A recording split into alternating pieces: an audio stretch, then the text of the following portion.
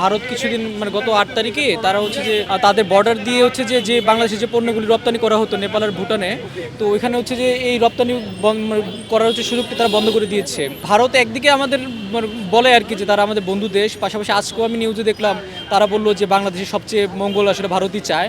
কিন্তু একই সাথে আবার এটাও আমরা দেখতেছি যে বাংলাদেশ যখন তার কূটনৈতিক সক্ষমতা দেখাতে যায়, বাংলাদেশ যখন কোনো একটা বিষয়ে ভারতের সাথে কূটনৈতিকভাবে জয়ী হয়, যেটার একটা প্রমাণ আমরা গত কিছুদিন আগে দেখলাম যে ভারত বাংলাদেশের যিনি হচ্ছে প্রধান উপদেষ্টা, ওনার সাথে হচ্ছে বৈঠকে উনি ভারতের মোদী সাহেব বসলেন। কিন্তু আর ওই বসাটা আমরা দেখলাম যে ভারতের অভ্যন্তরেই নানা রকম বিতর্ক তৈরি করেছে। ভারত কূটনৈতিকভাবে বাংলাদেশের কাছে পরাজিত হয়েছে বলে আপাতত প্রতীয়মান হয়। এই ঘটনায় আমরা দেখলাম ভারত আরও প্রতিহিংসাবশত এটা শাস্তি হিসাবে হচ্ছে যে উল্টো আরও বাংলাদেশকে আরও তারা এটা নিষেধাজ্ঞা দিয়ে বসছে।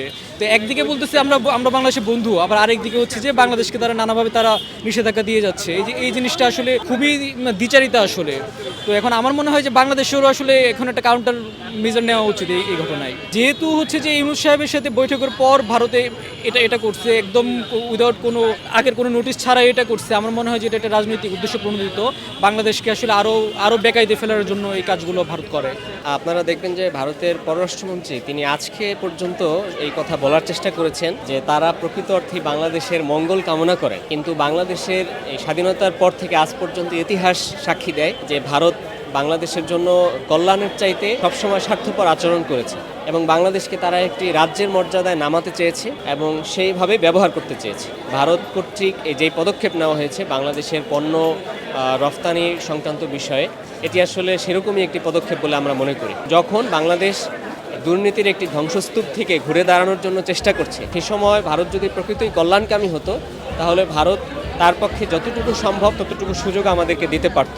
বরং আমাদের ন্যূনতম সুযোগ তারা সেটিকে কেড়ে নেওয়ার মাধ্যমে তারা বাংলাদেশের কল্যাণকামী নয়, বরং বাংলাদেশকে তারা গলা টিপে ধরতে চায়, তারই একটি প্রমাণ আমরা এখানে দেখলাম।